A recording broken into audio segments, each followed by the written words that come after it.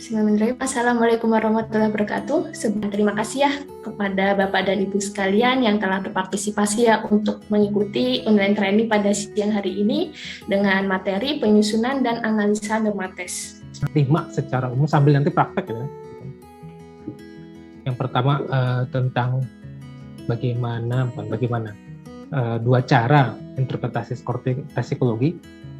Norma adalah salah satu cara gitu. Jadi nanti ada satu lagi yang di luar skup pembahasan, karena nanti norma apa sih, nanti masuk ke pengertian norma, ada apa saja dalam norma, khususnya nanti terkait dengan perhitungannya kita akan bahas norma yang gitu. Kalau saya kasih kasus seperti ini, bagaimana sih sebetulnya cara menginterpretasi skor tes psikologi gitu.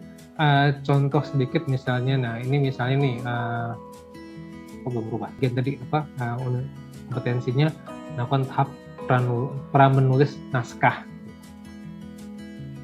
Jadi mengukur sejumlah dari pengetahuan sampai sikap kerja dalam menulis dalam tahapan pra menulis naskah fiksi akan dipakai segera untuk nasional gitu. Pokoknya kepentingannya besar lah gitu. Yang lagi heboh sekarang. Kira-kira gitu ya. Contoh norma IST. Kalau yang bahasanya orang-orang tidak ngerti ya. Nah ini kasusnya berbeda lagi nih. Kalau tadi adalah perusahaan gitu kan. Kalau begitu nanti tes intelijensinya sebetulnya jangan untuk mengkategorikan intelijensi seperti tes intelijensi pada umumnya, karakteristik berbeda, bisa juga begitu. Atau bisa juga sederhananya yang kemarin tesnya diambil dari remaja gitu, kita menggunakan di dewasa, ya udah pasti itu dibuat norma baru. Dan kadang norma kemudian bisa kita buat satu tes itu beberapa tabel norma.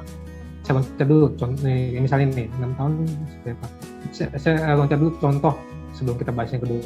Contoh perkembangan seperti ini.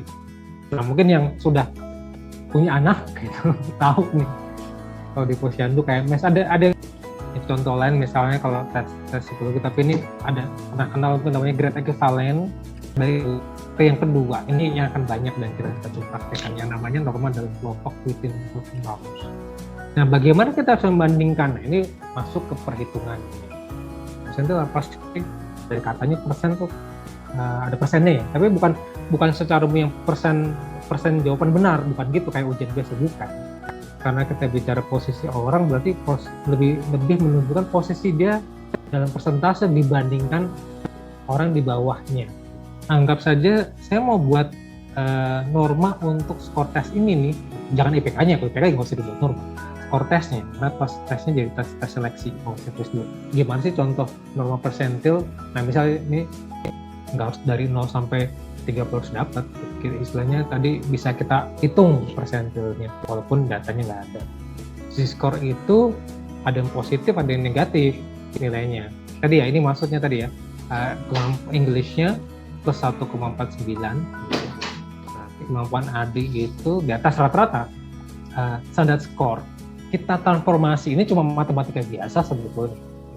Ini sama nih, si skornya 3,33 tuh berarti kalau pakai mengacu Webster, subtesnya dapatnya SS-nya 20, ini SS ya. Iya.